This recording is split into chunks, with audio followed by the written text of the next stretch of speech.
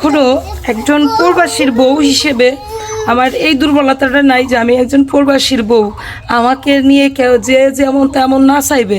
আমি আমার মনের দিক দিয়েও অনেক শক্ত, আর আমার ফ্যামিলিগতভাবেও আমি অনেক শক্ত। আপনারা কেউ এই যে বাজে বুঝে কথা বললেন না, কারণ আমরা যে এই ফ্যামিলির মেয়ে, তারপরে আমি কিন্তু অনেক দূরে থেকে বউ হয়ে এখানে আসি নাই। আমার এলাকা নাড়ুবা আর হলো বিকিনগর, এক হিসাবে ধরতে গেলে পাশাপাশি এলাকা।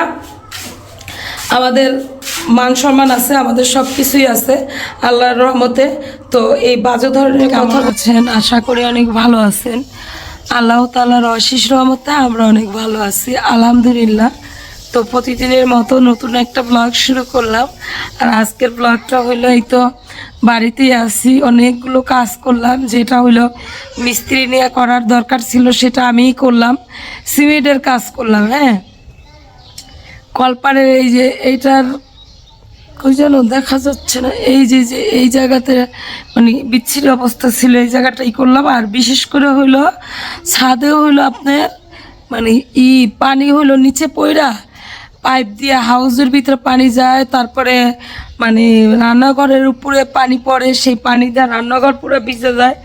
ওই জায়গাগুলো যে এই সাইডে যেন পানি না পড়তে পারে সেটা মানে বান দিলাম। এখন আর এই সাইডে পানি পড়তে পারবে না। তো যাই হোক, অনেক কাজ করলাম। আর আজকে হলো কাঠ, তারপরে ফর্ম, আমার এই যে রান্নাঘরের এই রান্নাঘরের চালটা হলো কালো হয়ে যেতেছে না, এই রান্নাঘরের চালটাকে ফর্ম দিয়ে পুরো আটকাই দেওয়ার জন্য ফর্ম কিনছি, কাঠ কিনছি, এগুলো লাগাবো। কালকে যদি মিস্ত্রি আসে তাহলে তো লাগানো হয়ে যাবে না, লাগাইলে পরশুদিন আলহামদুলিল্লাহ বাড়ি চলে যাব। আর হলো আর একটা কথা হলো কি, যে আমি কিছু মানুষকে মানে কি বলবো, বলার কিছু নাই। কারণ এই সব মানুষ হইলো ব্রেন শক্তিহীন। এইসব মানুষ নিজেদের সম্পর্ক, নিজেদের মানে কথার কোনো লিমিট রাখতে পারে না। যেসব মানুষ, তাদেরকে বলার কিছুই নাই। আসলে একটা মানুষ যদি মানে কার সম্পর্ক কি সেটা না বুঝেই যদি একটা নোংরা ভাষায় কথা বলে বা নোংরা ভাষায় ইঙ্গিত করে, সেসব মানুষ কেমন হইতে পারে বলেন তো? মানুষগুলো আসলে মানে দুনিয়াটা যেন কি হয়ে গেছে বোঝাই যায় না। দুনিয়াটা একদম মানে খারাপ হয়ে গেছে গা। এই যে লামিসা নাকি যেন, এই মেয়েটার নিয়ে কত কাহিনী হইতেছে না, কত কাহিনী হইল। আর একটা সুস্থ সবল মানুষ যারা কমেন্ট করতে পারে, যারা মানে মানুষকে একটা বকা দিতে পারে, মানুষের কি বলে, মানুষকে নিয়ে সমালোচনা করতে পারে, তারা তো আর পাগল হয় না। পাগল হয় বলেন? সেই পাগল মানুষ মানে কি কখন বলে সেটা বোঝাই যায় না, যে এরা এসব কথা বলে। আসলে এসব মানুষকে একদম মানে আছে না, ওই যে কি যেন একটা মেশিন আছে, দুধে যদি পানি দেয় তাহলে ওই মেশিন উঠা যায় পানি দেওয়া। এসব মানুষগুলোর আমার মনে হয় কি মাঝে মাঝে একদম মানে চেক করে করে একদম গুলি করে মারা ফেলান যেত। এরকম করতো সরকার, তাহলে মনে হয় সবচেয়ে ভালো হইতো। কারণ হলো কি লেগে আমি বলতেছি শোনেন, আমার স্বামী সব দিক দিয়ে লাইক করলে সব দিক দিয়ে পারফেক্ট। কোনো দিক দিয়ে কি অনপারফেক্ট আপনাদের মনে হয়? আমার স্বামী হিসেব করে একজন কর্মমুঠ মানুষ, একজন ভদ্রলোক মানুষ, মানে কোনো দিক দিয়ে কমতি নেই। আমার স্বামীর কোনো দিক দিয়ে কমতি নেই। শুধু কি যে মানে উচ্চশিক্ষায় শিক্ষিত না।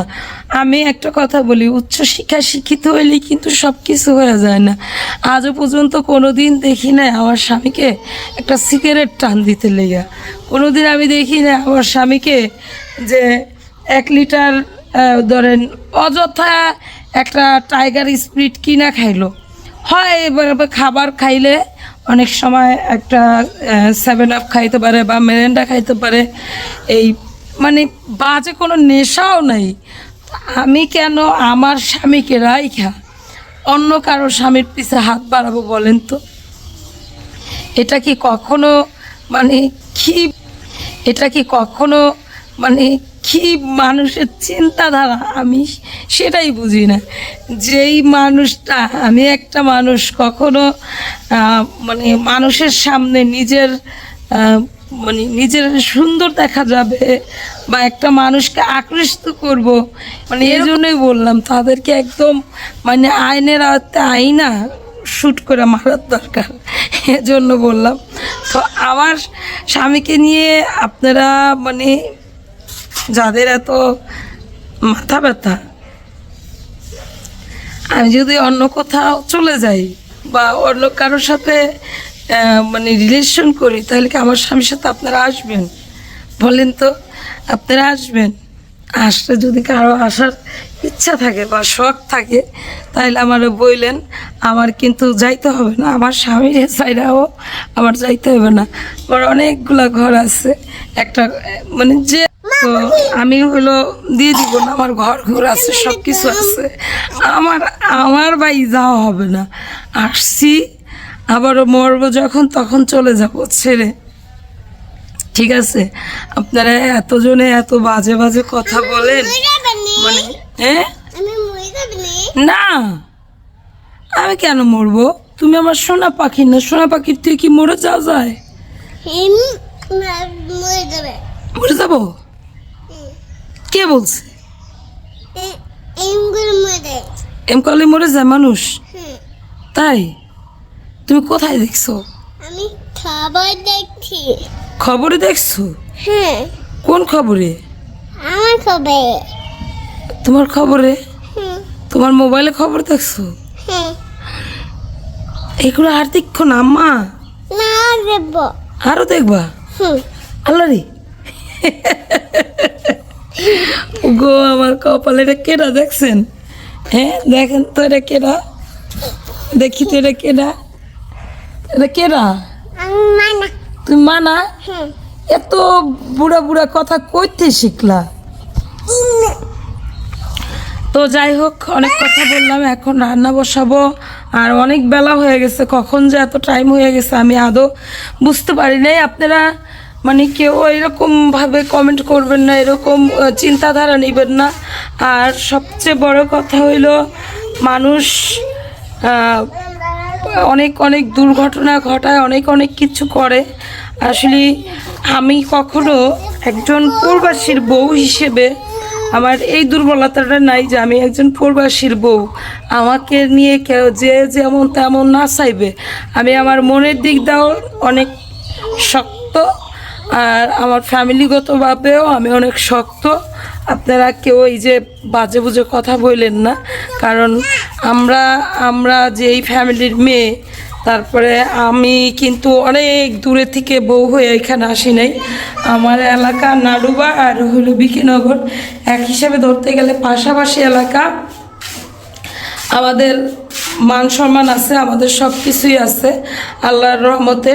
তো এই বাজে ধরনের কথা বইলা অযথাই মানে আপনারা এই জিনিসগুলা করবেন না। কারণ হলো কি, যে আপনারা বললে আর আমার চরিত্র খারাপ হয়ে যাবে না, আপনারা বললেই মানে উল্টাপাল্টা কিছু হবে না। ঠিক আছে? অযথা বলবেন যে, মানে একটা কথাই আছে না, যে যদি একজন পাপী ব্যক্তির কথা বারবার বলা হয়, তাহলে নাকি বলে ওই পাপ ধুইয়া মুছা যাবে। হ্যাঁ, তো আপনারা অযথাই কেন আরেকজনের পাপ নেবেন? আর আমি তো কোনো আজ পর্যন্ত আল্লাহর রহমতে কোনো অন্যায় করি নাই, আর সামনে করার কখনো প্রশ্নই ওঠে না। এখন আমাদের যেই 3 জনের মা হইছি, তারপরে সংসার হয়েছে, সব কিছু হয়েছে, এখন যদি আল্লাহ নিয়েও যায় তাতেও কোনো সমস্যা নেই। এই 2 বুড়ি যা, এখান থেকে যাও, 2 বুড়ি যা, নিয়েও যায় তাতে কোনো সমস্যা নাই। তো রান্না করব, চলেন রান্না করতে করতে আপনাদের সাথে ভিডিও শেয়ার করি। চলো।